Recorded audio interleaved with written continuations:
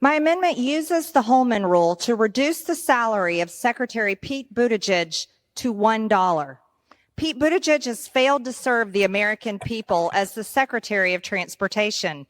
He has been busy calling roads racist, enforcing equity action plans, and implementing climate change initiatives rather than strengthening our nation's transportation and infrastructure systems and responding to emergencies like the train derailment in East Palestine. He stated, "There is racism physically built into some of our highways.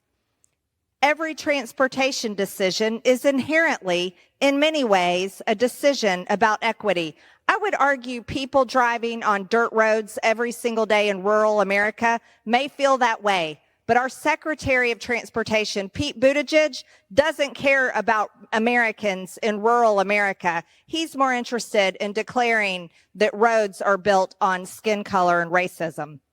He also stated, ensuring equity and accessibility for every member of the traveling public is one of the Department of Transportation's highest priorities. Again, I'll point to rural America. In the same month he was sworn in, his department introduced racial equities and barriers to opportunities as a consideration for awarding discretionary grants, as if that's how funds should be awarded. In June 2022, he launched a $1 billion pilot program aimed at helping reconnect cities and neighborhoods racially segregated or divided by road projects. Under this program, over $100 million was awarded to tear down and rebuild a freeway in Detroit because it was considered racially divisive. Taxpayer dollars are being used to cover 80% of the project's funds. He has also intentionally tried to deceive the American people, as shown when a video surfaced of him faking a bike ride to a White House cabinet meeting. The video showed Secretary Buttigieg driving to the White House, but stopping in just enough time for his security detail to unload his bike from the back of the gas-guzzling SUV. He then rode his bike for the cameras to the White House as if he had been riding it all along. What a hypocrite. What a liar. Mr. Speaker, I reserve my time. Gentlewoman from Georgia reserves. For what purpose does the gentleman from Illinois seek recognition? Mr. Chair, I claim time in opposition. Recognized for 5 minutes. Mr. Chairman, we now enter the theater of the absurd. Again, for the second day in a row, let's have two white people talk about racial equality in the United States, because we know so much about it from having, so much experience. But here we are. The reality of the situation is this isn't serious, but it is the new normal. If we don't like people, we'll pay them $1. If we disagree with them, we'll cut their salary. At some point in time, we have to recognize the fact that we are going to disagree. We are probably going to, for the rest of our lives, live in a divided government. So when we disagree with the administration, or the administration disagrees with us, the notion is, well, we just won't pay him anymore, because it'll make a good soundbite, or theoretically help us raise money, because it sells well at home. But it doesn't do anything for our constituents. And the reality is public servants are doing their jobs and carrying out the policy of the administration they serve should be commended, not demonized.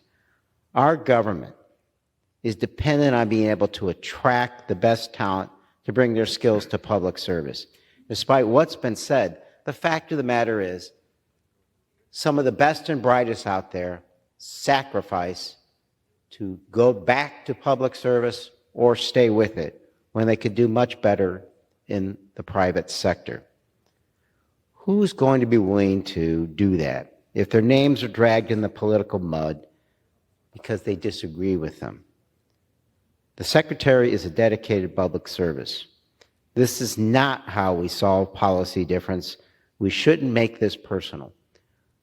We can disagree without being disagreeable. I urge my colleagues to vote no on this amendment, and I reserve. Gentleman from Illinois reserves. The gentlelady from Georgia is recognized. Mr. Speaker, how much time do I have remaining? 2 minutes and 45 seconds. Excuse me, 2 minutes, 15 seconds. Thank you, Mr. Speaker. Deserving an taxpayer-funded paycheck is about job performance, not about personalities or identity politics. And let's all recall that Pete Buttigieg was formerly a mayor and was well known as Pothole Pete for not repairing all the potholes in the roads in the town that he served. So I assure you, this is about defunding his paycheck to $1, which I think is $1 too high, for a Secretary of Transportation that is failing the American people when it comes to transportation. While implementing his tyrannical climate agenda through his office and preaching for the government to curb carbon emissions, Pete Buttigieg has reportedly taken at least 18 taxpayer-funded flights on private jets managed by the FAA. One of these flights was taken to receive an award from the Canadian Gay Rights Organization for advancing LGBTQ rights. American taxpayers don't want to pay for Pete Buttigieg to get awards for the way people have sex. That's not what the Secretary of Transportation should be doing.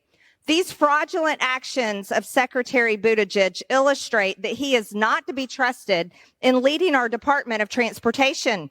While Secretary Buttigieg was taking taxpayer-funded carbon-emitting private jets to receive LGBTQ awards, he failed to serve the Americans in East Palestine, who were devastated by the train derailment and chemical spill earlier this year. In response to why he hadn't visited the community, he stated that he would visit when the time is right.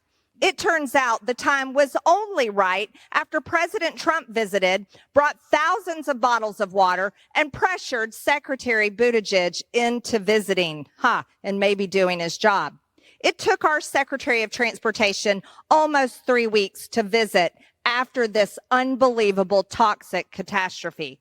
Furthermore, under his watch as Secretary, the FAA was forced to order a ground stop for all air traffic in the U.S. due to a system outage. This was the first time in history the NOTAM system has ever failed, and it was the first time since 9/11.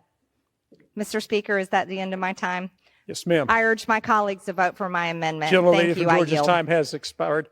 Gentleman from Illinois is recognized. Gee, Mr. Chairman, I thought you were just pounding the gavel to break the monotony, but I appreciate that.